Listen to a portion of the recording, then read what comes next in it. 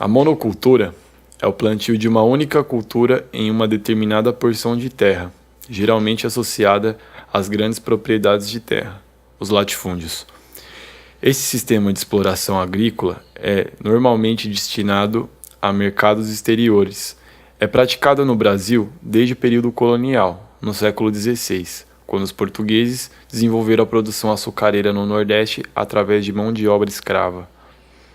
Atualmente, o Brasil encabeça a lista dos maiores produtores de monocultivo do mundo, sendo líder na produção de soja e ocupando uma posição de destaque na exportação de cana-de-açúcar, milho, eucalipto, laranja e também na monocultura de animais, que consiste na criação de gado voltada para a produção de carne e leite, como um grande fazendão. A prática da monocultura, embora pareça financeiramente viável, economicamente apresenta resultados desastrosos, gerando impactos ambientais e sociais, que podem ser muito difíceis de reverter no futuro, pois no presente, o desmatamento provoca danos ao solo em que o cultivo de uma única espécie em uma mesma área sem alternância pode provocar a exaustão dos nutrientes do solo, além de alterações climáticas, perda da biodiversidade, que por sinal faz com que os animais percam seu habitat, e também o desequilíbrio ecológico causa muitos danos nocivos para a vida humana. No Brasil, somando as terras que possuem até 100 hectares, temos quase 80% do total existente no país inteiro. Porém, juntas, essas terras não ocupam 20% do espaço rural total. Enquanto isso, os grandes latifúndios ocupam a maior parte, mesmo existindo em menor quantidade. Isso significa que existe muita terra nas mãos de poucas pessoas, o que reafirma a concentração fundiária. Diante dessa questão, existem inúmeros movimentos sociais que lutam pela reforma agrária, que visaria justamente uma redistribuição de terras no país.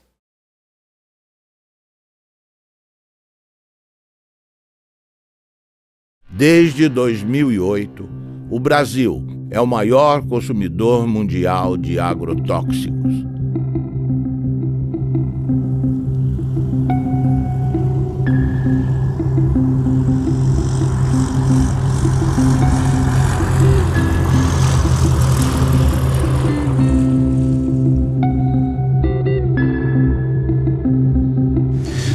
A história da América Latina é uma longa história da perda, da usurpação, do roubo dos recursos naturais.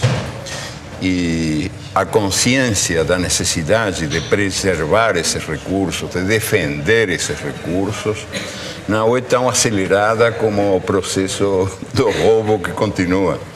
Os ladrões são mais rápidos do que a gente, né? São mais velozes que nós.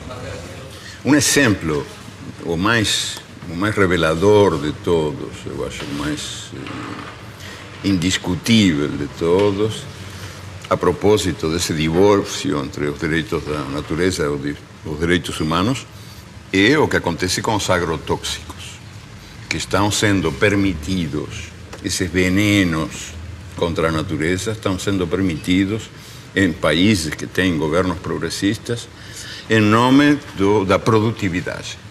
Ou seja, em nome de um critério economicista de o que é o progresso humano. Mas o que acontece com a terra? O que acontece com a gente? A terra e a gente são muito mais importantes que os numerinhos da produtividade. Então, se dá essa contradição, que governos que têm uma política progressista aceitam os agrotóxicos como se fossem uma necessidade inevitável, sem perceber que tem aí uma certa traição aos princípios que estão esses mesmos governos predicando, que são princípios muito ligados à saúde humana e à saúde da natureza. Para a gente entender como é que se constitui, como é que se constituem as relações de trabalho nesse segmento específico, eu acredito que seja importante entender o que significa a monocultura dentro da formação social, né, e territorial brasileira e latino-americana, né? E aí a gente tem que retroceder um pouco até o período colonial para entender como é que a monocultura foi introduzida, né, no Brasil colônia, dentro de um tripé junto com o trabalho escravo e a grande propriedade fundiária, o latifúndio, e que, embora hoje exista todo um discurso voltado para construção de um consenso, né, em torno das ideias de modernidade, de tecnificação, de progresso, nessas novas áreas de monocultura, do eucalipto, da soja, da cana-de-açúcar, do milho, e tantas outras, é necessário que nós entendamos que os elementos constitutivos, embora eles tenham sido repaginados, eles continuam atuantes, eles continuam vigentes, não é?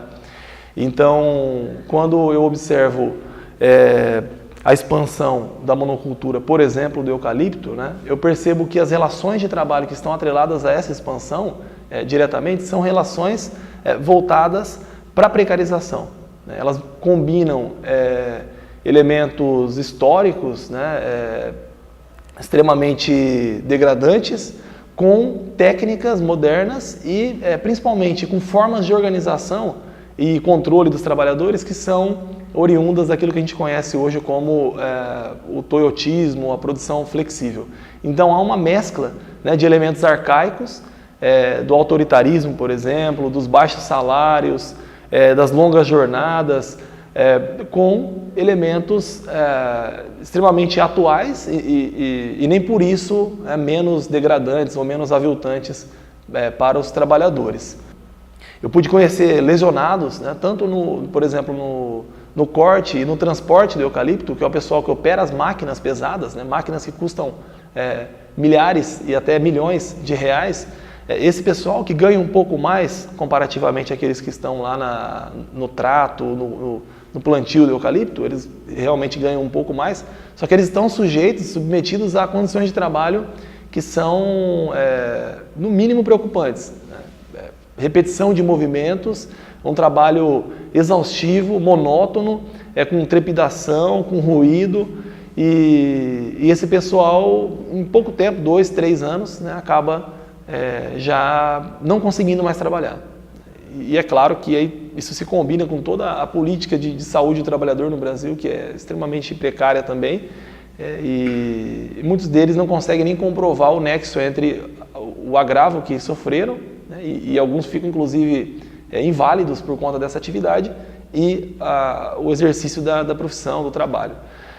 Mas tem tantos outros problemas, né? Então, toda a monocultura ela só consegue prosperar, digamos assim, né, em termos biológicos mesmo, à base de insumos externos. Esses insumos externos eles são tanto os fertilizantes, sintéticos, químicos, que são usados, quanto os agrotóxicos. E o importante é frisar aqui, sempre em escala crescente. Então, eu gosto muito de uma explicação do professor Carlos Walter Porto Gonçalves, que é um geógrafo muito conhecido de todos nós, que ele vai dizer que, na verdade, a monocultura é um agrossistema que ele tem como sua característica central a simplificação. Então, é um agrossistema simplificado. E o que significa isso? Significa que as cadeias tróficas alimentares que estavam sendo nutridas dentro de um ecossistema complexo, elas foram simplificadas. Então, elas foram, várias etapas, né, vários elos dessa cadeia foram retirados. E com isso, você só consegue produzir, inserindo cada vez mais fertilizante, porque você acaba com a fertilidade natural do solo, e cada vez mais veneno, né, cada vez mais agrotóxico. Por isso que nós temos essa escalada do consumo de agrotóxicos no Brasil, e bom lembrar que o Brasil é o maior consumidor de agrotóxicos desde 2008. Então, na monocultura, que a gente vê que está em decadência desde da segunda da revolução e tudo mais industrial, que tá em decadência, começa errado, né? Começar que parte de agrotóxico já era veneno que era usado para acabar com tudo, daí eles mudaram dosagem para colocar na agricultura.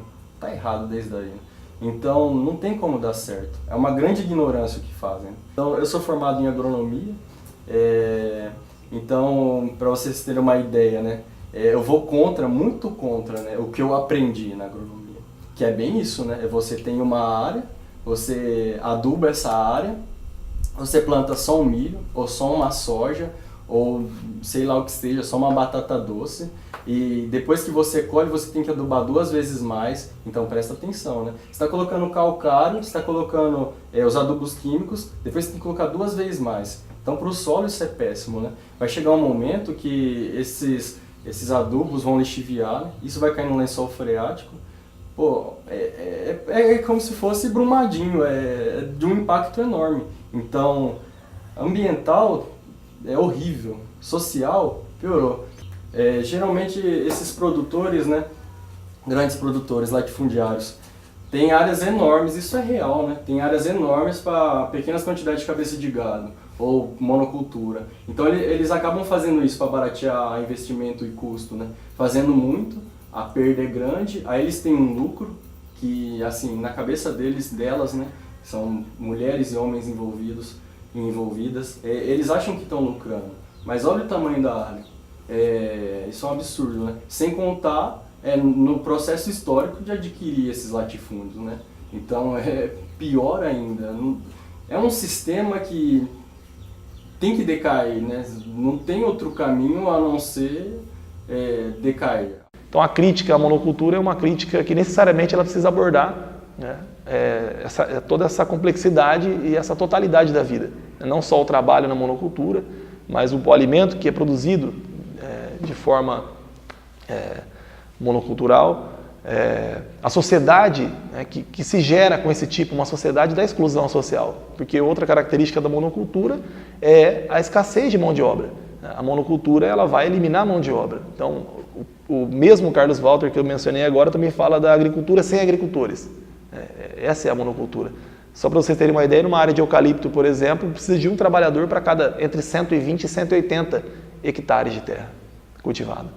Então, nem a pecuária extensiva, que também é pouco intensiva em mão de obra, né, nem essa pecuária extensiva chega a níveis tão baixos, né, de ocupação da força de trabalho, da mão de obra na produção. Olha, eu sou muito cético em relação a possibilidades de melhora dentro da monocultura. Porque, como eu disse, a monocultura em si, ela cria um tipo de sociedade, né, e ela se baseia em formas de organização do trabalho, da produção, em relações sociais que precisam ser alteradas para que se altere também as relações de trabalho e que se melhore as condições de trabalho. É claro que algumas medidas elas são, digamos assim, paliativos importantes, não é? Por exemplo, não dá para dizer que é sempre igual em todo lugar. Você tem empresas que têm uma preocupação um pouco maior, né, com o bem-estar, com a saúde, com a segurança dos trabalhadores, e você tem empresas que realmente não têm preocupação nenhuma com essa dimensão, com esse aspecto. Agora, a minha luta, né, a minha argumentação sempre foi no sentido de evidenciar que é um problema estrutural. Então, por mais que exista uma preocupação, e as empresas, como elas exportam quase a totalidade da produção, no caso do eucalipto, é a mesma coisa na soja, né, a mesma coisa na cana. Então, como elas exportam a maior parte, se não a totalidade da produção, então elas são forçadas a investirem na segurança do trabalhador, na saúde do trabalhador, na qualidade da produção, enfim, elas precisam obter certificados internacionais para poder exportar. E há toda uma auditoria mais ou menos frequente dessas condições de trabalho. E não só de trabalho, como de produção também, né? De qualidade, etc. Só que o problema é que esse tipo de regulamentação, que é paliativo, né, ele não resolve o problema dos riscos, por exemplo. Vamos entrar na questão da saúde do trabalhador e da segurança. Dos riscos que os trabalhadores sofrem constantemente. Então, o trabalhador do setor que eu investiguei mais de perto, que é esse da silvicultura, né, industrial, produção de celulose, ele é um trabalhador que ele tem, da hora que ele chega no trabalho até a hora que ele sai, ele tem que cumprir, né, uma série infinita de regras ele tem sempre um protocolo a ser seguido, só que na prática é impossível cumprir aquele protocolo e aquela série de regras. A empresa impõe aquilo, eles chamam até, algumas chamam de regra de ouro, né? Tem os diálogos diários de segurança, né? DDS. Então todo dia eles chegam, eles ouvem o mesmo mantra, né? As mesmas orientações, para não esquecer de que tem que fazer as coisas de uma determinada forma, num determinado momento, enfim, numa sequência. E é claro que isso escapa do controle dos trabalhadores, né, no dia a dia. Nós sabemos, o ser humano não consegue repetir sempre da mesma forma os mesmos gestos, né? Então, sempre estão acontecendo os acidentes, sempre estão acontecendo os casos de adoecimento. E aí, é claro, né, a culpa recai sobre quem? Sobre os próprios trabalhadores. Hoje pela manhã nós levantou e nós deparemos com essa cena. 2 covas preparadas, com 2 cruzes em cima. Eu não durmo na minha casa há 6 dias. Eu fico mudando. Fizeram emboscada para mim, mas com o poder de Deus, das matas, das águas, da terra, eu consegui, nesse primeiro momento, escapar. Fui cortado de faca, minha camisa, minha barriga. Já fui ameaçado. Não pessoalmente, mas por telefone. Nós estamos sendo ameaçados agora pela polícia militar. E foi obrigado a eu fugir para não poder ser morto, porque estavam fazendo toda a emboscada para ver se conseguiam me matar. Todo mundo tem medo, tem dia que não consegue nem dormir.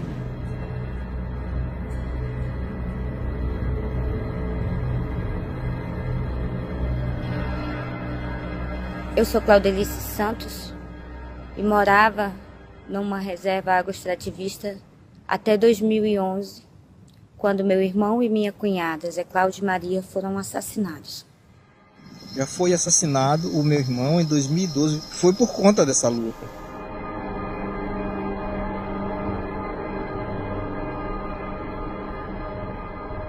Eles mandaram um áudio, né, que eles iam mandando um recado, né, de um garimpeiro, né, dizendo que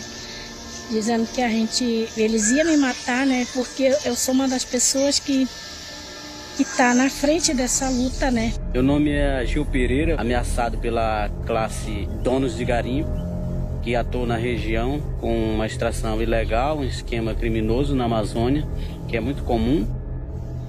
Nós não sabemos mais o que fazer, não sabe quem foi que fez isso. Eu só sei que é muito triste a gente viver num local sendo pressionado desse jeito. Eu sou ameaçada de morte por buscar pela justiça. A partir que a gente começou a se identificar e dizer que éramos quilombos, né, começamos a ser ameaçados. E a ameaça é feita justamente por eles, né, pelos fazendeiros, pelo latifundiário. Essa ameaça veio por mensageiro, que mandou o recado dizendo que tinha uma emboscada para mim.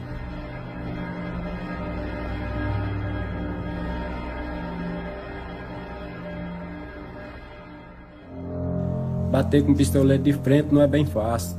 Tem muito medo de eu vir para a cidade só e tem hora que os povos ficam imaginando eu não voltar. Tem medo, eu tenho medo. Sim, todo mundo tem medo, mas a nossa luta nos faz abater o medo. Se a pressão é para a gente sair daqui de dentro, para parar de trabalhar, nós não vai parar. Agora que nós vamos trabalhar mesmo. Mas a gente está aqui, né? A gente vai lutar mesmo que sendo ameaçado, mas a gente vai continuar na luta. O agro está em tudo. Nas máquinas que colhem os grãos, que se transformam em ração, que alimenta animais, que geram leite, carne e lã. Lã e algodão geram roupa. Roupa está na moda. Moda gera lucro, que gera emprego e investimento, que volta para o campo, aumentando a produção de trigo, milho, cana. Cana faz etanol, que movimenta carros. Carro está na propaganda, que anuncia tudo. O pneu de borracha que veio das árvores, o sapato de couro que veio do gado. Tudo vem do agro. Agro é tech, agro é pop, agro é tudo. Agro, a indústria riqueza do Brasil. Tá na Globo.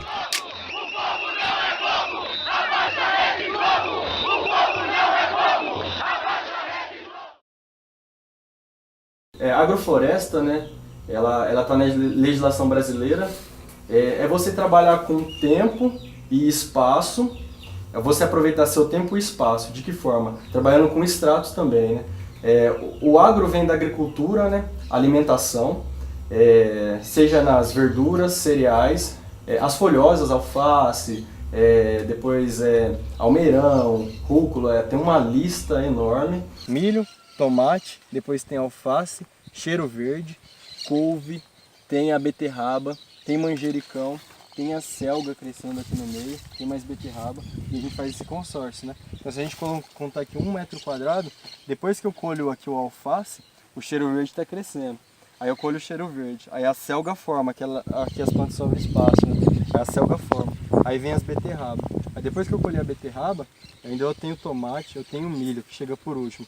Mas nisso que eu fechei o círculo com milho, eu já colhi e já plantei de novo. Então eu já plantei mais alface, eu já plantei mais beterraba, eu já plantei mais cheiro verde, eu já fiz essa ciclagem, né? Então na agricultura convencional não tem disso.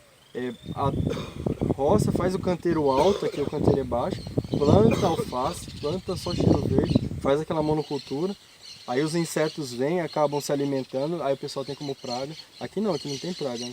Porque a joaninha está aqui, ó, ela vai e come um pulgão, aí ela volta pro refúgio dela, seja no milheto, seja aqui no milho, em qualquer outro lugar, né? E é a mesma coisa, tem um equilíbrio, né? Então o legal da natureza é isso, equilíbrio. O cheiro verde, ela solta dela mesmo, na fisiologia dela, odor que é um cheiro que os insetos não gostam muito, né? Então o simples fato de ter ela aqui no meio, os insetos já falam, opa, deixa eu chegar para outro canto. Então é isso, né? Trabalhar com diversidade. Ó, aqui tem repolho, tem mais a selga, ó, o tomate tá chegando. Aquele canteiro ali já é um pouquinho diferente, ó, que é almeirão, aí tem a couve manteiga, o couve de ano todo, tem quiabo, já é um canteiro de extrato mais alto. Então ele vai cumprir outras funções aqui no sistema. Já tem berinjela, tomate florindo, aqui lá é o canteiro de árvore. Lá a gente vê que a mandioca, às vezes o pessoal enterra, né, a maniva que eles falam, essa rama. Aqui não, a gente planta ela de pé. Porque plantando ela de pé, a gente consegue plantar planta em volta dela, ela cria um ninho ali para as plantas, é um nicho ecológico, né? Depois ela cresce, a gente já colheu as outras plantas, né? Então ela está crescendo. Então a gente está aproveitando esse espaço, essa forma de plantar ela, e ela cresce então assim, não assim. Então a gente consegue outros estratos lá para baixo também com as raízes dela, né? E ela faz um papel muito bom de descompactar solo, né? Depois a aeração de solo. É muito importante ter um pouco de ar no solo também, né? Tem que ter ar, água e nutrientes em quantidades certas aqui. Então a gente consegue isso tudo através do mecanismo das plantas, né? Quando as pessoas não fazem isso, elas têm que passar o trator. Aí a tecnologia do trator acaba sendo inviável, né? Não é sustentável. Aqui a tecnologia do trator é sustentável, né? Porque depois que a gente fez tudo isso, em último caso a gente vai refazer o canteiro passando o trator, né? Quando não, a gente pega um equipamento, faz a aeração do solo, só fica com o solo. Então a gente nunca mais vai mexer, nunca vai descobrir esse canteiro mais, né? Só em último caso precise mesmo, né? Quando não, a gente sempre vai adubando tudo por cima, via foliar, para não precisar... Porque a gente impacta muito a microbiologia do solo, bactéria, fungo que está ali no solo. Se a gente tirar, revolver, elas em 30 minutos assim é uma população inteira de bactéria que morre. Então pra gente não é nada interessante. Bactéria tem que ficar a todo momento se reproduzindo, vivendo e tudo mais, né? Então cada espaço que tem aqui, né, está repleto de vida. Então a gente só entende a natureza um pouquinho que a gente entende, coloca isso aqui na agrofloresta, né? E a agrofloresta meio que faz sozinho, né? Então eu não preciso perder tempo aplicando, seja qual for, qualquer coisa que aqui. Não, as plantas fazem isso, né? Elas estão aqui numa comunidade, né? População, comunidade, e a gente cria habitat. A gente pode ver agora, a gente está criando um nicho ecológico para a fauna, né? Então as aves estão vindo. Às vezes eu fico observando ali, tá o sabiá, o bem-te-vi, né? Eles vão uma lagarta, eles mesmos vão e comem a lagarta, né? Então, por isso que eu falo, usar pesticida, usar veneno, não faz sentido, só usa as pessoas que só visam lucro, né? Só visam essas porqueiras mesmo. E aqui não, né? Então tem esses passarinhos, já João de Barro tá fazendo, casa, vem aqui, já faz casa, então tem fauna, é ambiental, é social, econômico. Eu acho que a única possibilidade que nós temos de não só recuperar recursos naturais e saber defendê-los, mas também de ligar isso com a necessidade de uma vida melhor para os melhor e mais livre para os humanos que habitamos essas terras, e tomar consciência de que os direitos da natureza e os direitos humanos são dois nomes da mesma dignidade. Ou seja, que qualquer contradição é artificial. E, sobretudo, quando nasce dessa espécie de religião do progresso, do desenvolvimento, do crescimento econômico, que predomina num mundo onde manda o Deus mercado, que é um Deus implacável, invisível, tremendo filho da puta, o Deus mercado, que manda esquecer essa identidade entre os recursos naturais e a vida humana, e entre os direitos humanos e os direitos da natureza.